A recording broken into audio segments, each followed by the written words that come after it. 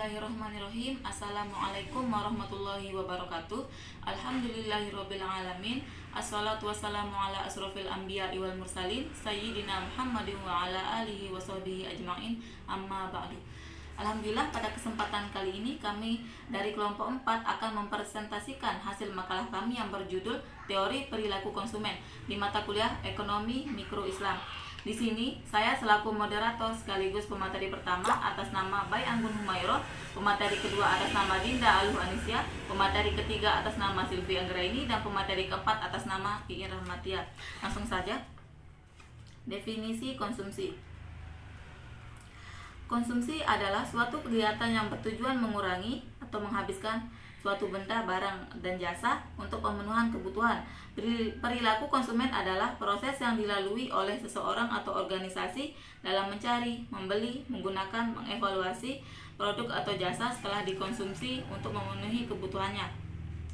Perilaku permintaan konsumen terhadap barang dan jasa akan dipengaruhi oleh beberapa faktor, di antaranya pendapatan, selera konsumen, dan harga barang. Perilaku konsumen timbul karena adanya kendala dalam keterbatasan pendapatan di satu sisi, dan sisi lain adanya keinginan untuk mengkonsumsi barang dan jasa sebanyak-banyaknya. 2. Etika konsumsi dalam Islam. 1. Tauhid. 2. Adil. 3. Free will. 4. Amanah. 5. Halal. 6. Sederhana. Dan sasaran konsumsi bagi konsumen muslim yaitu 1. Konsumsi untuk diri sendiri dan keluarga.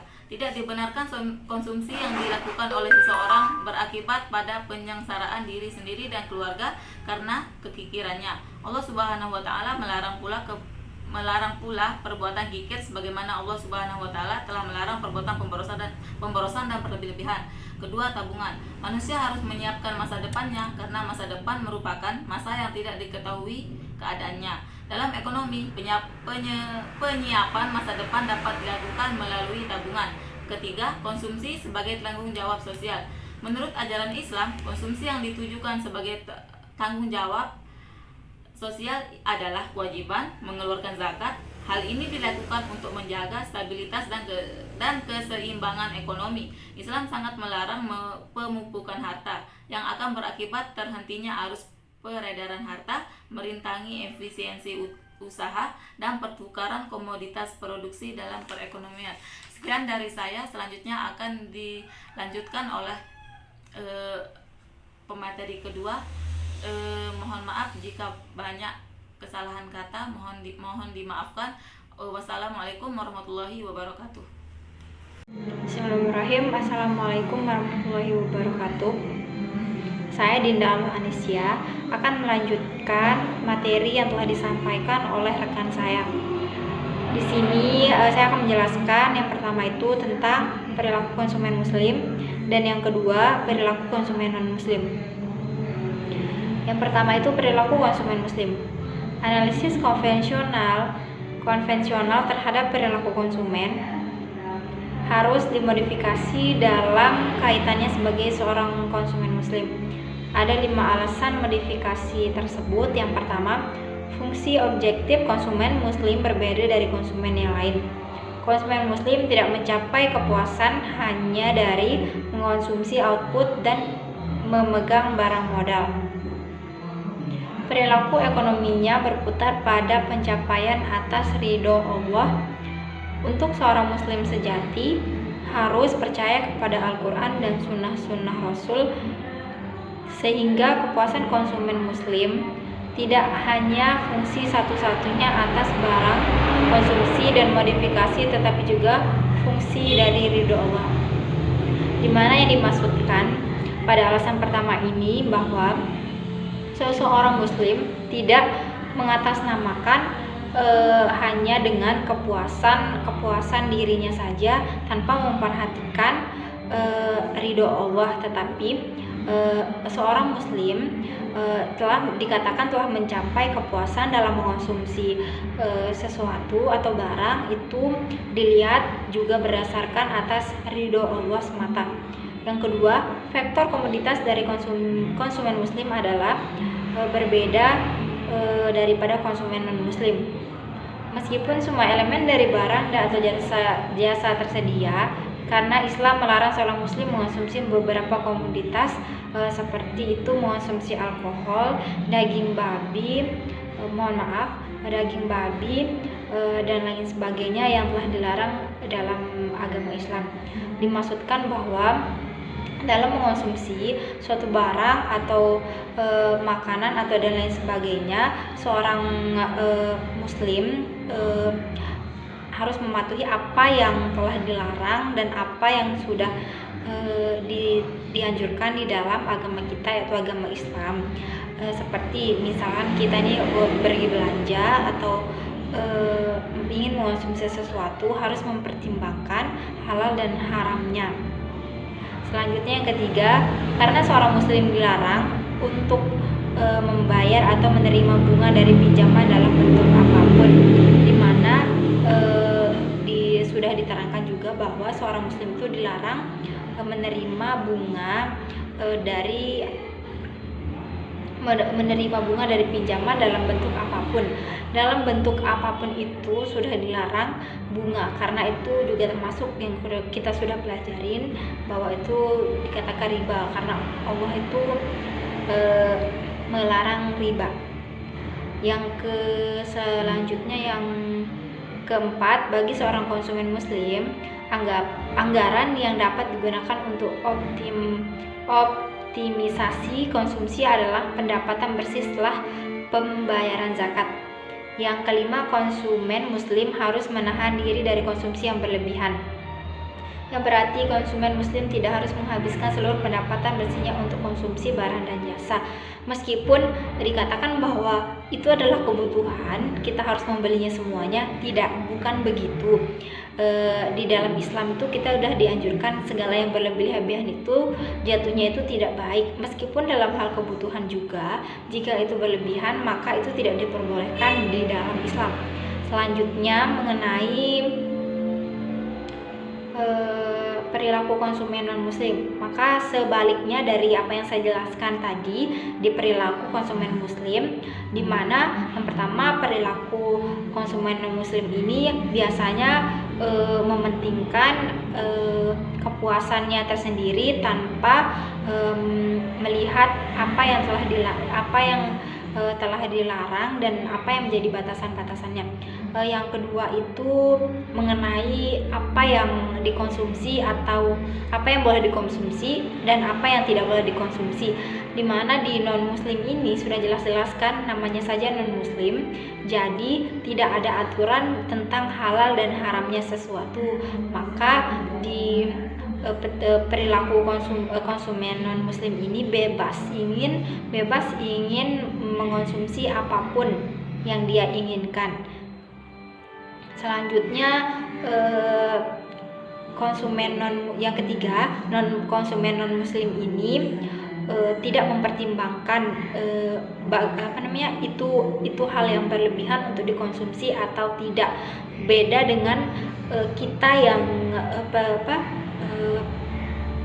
konsumen muslim. Jadi di dalam agama mereka tidak diatur bahwa segala yang berlebihan itu tidak baik. Beda dengan apa yang telah diatur di ajaran kita yang muslim.